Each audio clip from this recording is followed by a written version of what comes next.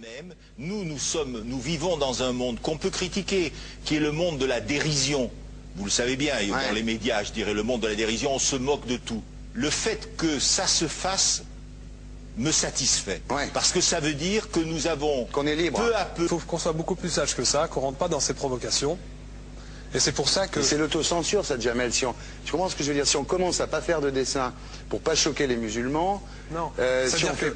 Pour moi, c'est de l'autocensure. C'est la fin de la liberté d'expression. Pour moi, la liberté d'expression, la liberté d'expression et le respect font partie, sont mariés ensemble. Oui, mais ça... moi, je suis pour la liberté d'expression. Mais si je vais blesser une personne, pourquoi blesser la personne? Non, mais si moi j'ai envie de faire une caricature sur Mahomet ou sur un rabbin ou sur Jésus-Christ, il faut que j'ai le droit de le faire. Tu comprends? C'est ça la France. Quand tu sais que tu vas blesser 10 millions de personnes, pourquoi tu vas les blesser? Pourquoi? C'est la liberté, c'est ça. C'est la liberté de... Alors...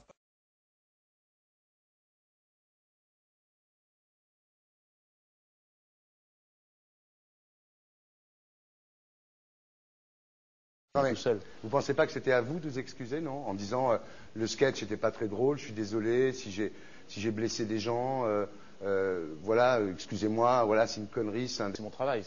Mais vous referiez pas le même sketch quand même? Mais le spectacle que je fais reprend en grande partie les lignes de ce sketch. Mais il y a un truc que je comprends pas sur cette affaire, c'est qu'à aucun moment vous avez senti le besoin de vous excuser et que vous en avez rajouté. C'est tellement surprenant, c'est tellement inadmissible que j'en suis choqué. Voilà. Dans un pays où on peut parler, on peut s'exprimer. Et là, pourquoi tout d'un coup, sur un sujet, on ne pourrait pas s'exprimer? Vous savez bien pourquoi on ne peut pas s'exprimer. Pourquoi? Parce que dans ce pays, on a envoyé pendant la guerre des juifs dans des chambres à gaz et que ça crée un petit problème quand même. Vous voyez ce que je veux dire? Mais dans ce pays, on a envoyé pendant 400 ans des centaines de millions de Noirs et 400 ans d'esclavage. Et pourtant, ça n'a pas empêché Michel Leb de faire un sketch qui m'a fait marrer, où il faisait un Noir, puis à la fin, il faisait un singe, et en parlant des narines, en parlant des lunettes. En tout cas, lui, il n'a pas été interdit d'exercer son travail. Il a même eu la Légion d'honneur. Quelqu'un qui a toute sa famille qui a été exterminé dans un camp de concentration et qui voit quelqu'un à la télé qui dit Israël.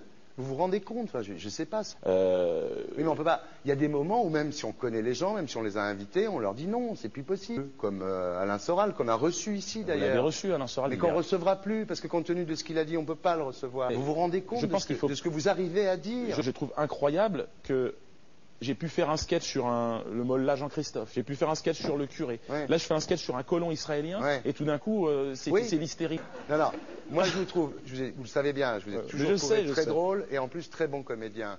Et je suis un peu désolé, pour vous dire la vérité, je vous parle amicalement, je suis un peu désolé de vous voir vous enfoncer là-dedans, parce que c'est peut-être la dernière fois que je vous invite, Diodo.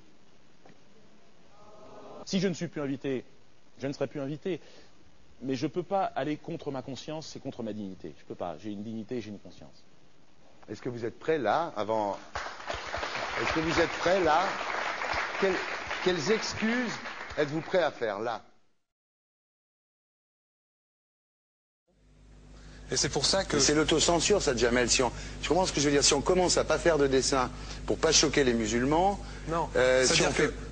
C'est de l'autocensure. C'est la fin de la liberté d'expression. Pour moi, la liberté... Et là, pourquoi tout d'un coup, sur un sujet, on ne pourrait pas s'exprimer? Vous savez bien pourquoi on ne peut pas s'exprimer. Pourquoi? Parce que dans ce pays, on a envoyé pendant la guerre des juifs dans des chambres à gaz et que ça crée un petit problème quand même. Vous voyez ce que je veux dire? France, d'accord, mais si moi j'ai envie de faire une caricature sur Mahomet ou sur un rabbin ou sur Jésus-Christ, il faut que j'ai le droit de le faire. Tu comprends? C'est ça la France. Quand tu sais que tu vas blesser 10 millions de personnes, pourquoi tu vas les blesser?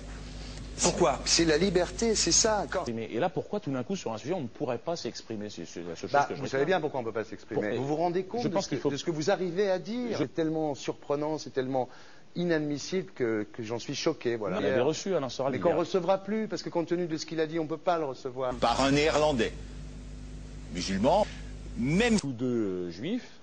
arrêtez, chaque fois que vous parlez de quelqu'un, de dire qu'il est juif ou pas juif ou machin, parce que ça va finir comme Le Pen.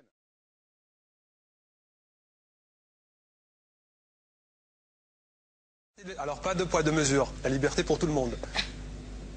C'est-à-dire? La liberté pour tout le monde. Il y a une personne comme Dieudonné qui a fait un rabbin, enfin qui a fait un colon juif, etc.